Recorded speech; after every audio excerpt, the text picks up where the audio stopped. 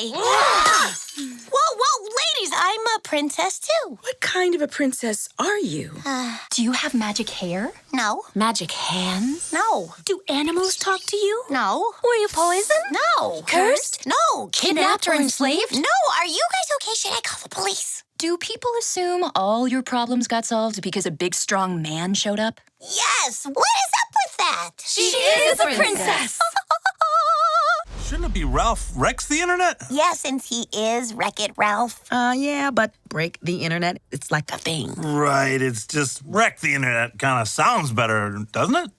You're not wrong. It is great to talk to you. The first thing I want to know is how hard was it convincing the studio, the animation studio, to do a sequel when there's been so few, but I guess also considering the success of the first film?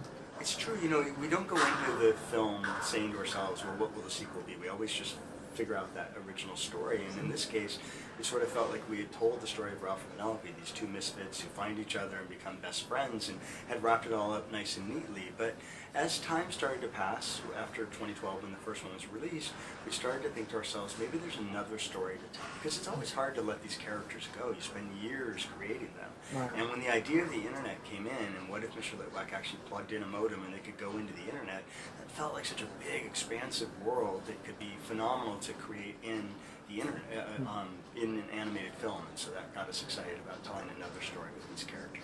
That's cool. And I mean, I understand that there's quite an emotional story as part of this. And, you know, building that kind of thing into a story like Wreck-It Ralph, there was a heart to it in the beginning.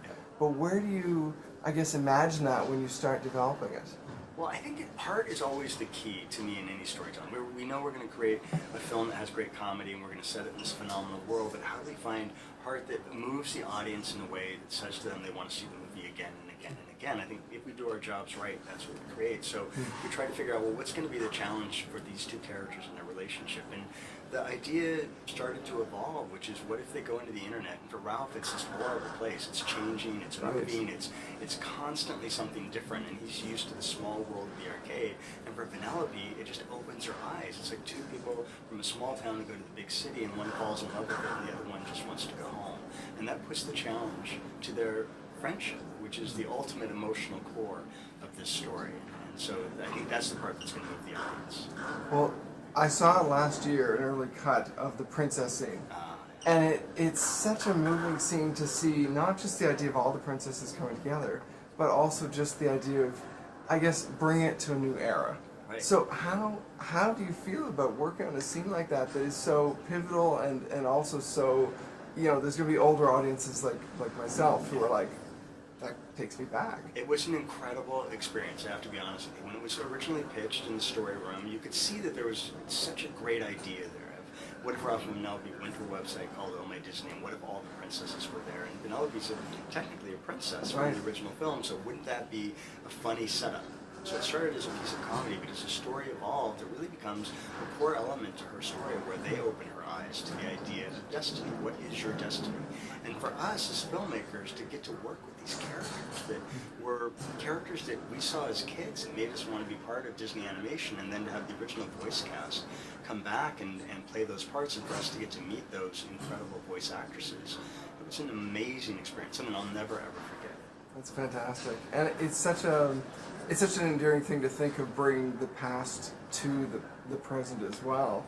Do you have hopes for how audiences are going to respond, I guess, to that scene, but also in a larger part to how it weaves all that together? I think so. I think what the audience is going to be surprised by, because we've teased this scene to people, is they're going to think, oh, that's Disney having fun with Disney characters. When you come in and you see the storytelling, you realize it really is the pivotal moment in the storytelling, and it evolves from there for Penelope. So I think they're going to be surprised at that aspect of it, as to how important it is to the actual storytelling. It's not just us having fun, it's us actually going deep in terms of who are these characters and how can they influence Penelope and open her eyes in a way that really, for the core of the story, is ultimately that, you know, at some point best friends have to realize that their paths may go different ways. That's a challenge, but it's something you need to support. Right. Well, the last thing I'd like to know is there something that ended up being a surprise about the film? Because I know animation takes a lot of planning, but did any surprises creep in? Anything that Like it's changed for you? Well, you know what's interesting for me is we always start with these ideas. Like, what if they go into the internet? And it seems great, and then people do visual development, artwork of what the internet might look like. But as a producer, you start to say to yourself, can we actually bring that to life? Like, what is that going to look like? Do we have the technology to actually create the world we have in our minds? Will it be as big and as expansive as we want? Can we do it in time? It's kind of we have a release date, we have a vision, and now these two things need to meet. And so for me, the great surprise on all of the films, the first Ralph, Zootopia, and Ralph Breaks the Internet, is finally seeing those things come together. It's really one of the great moments where you start to see the visuals and you realize this is going to be an incredible world that we get to take the audience into. It's fantastic. Thank you very much. Thank you, Andrew. Pleasure.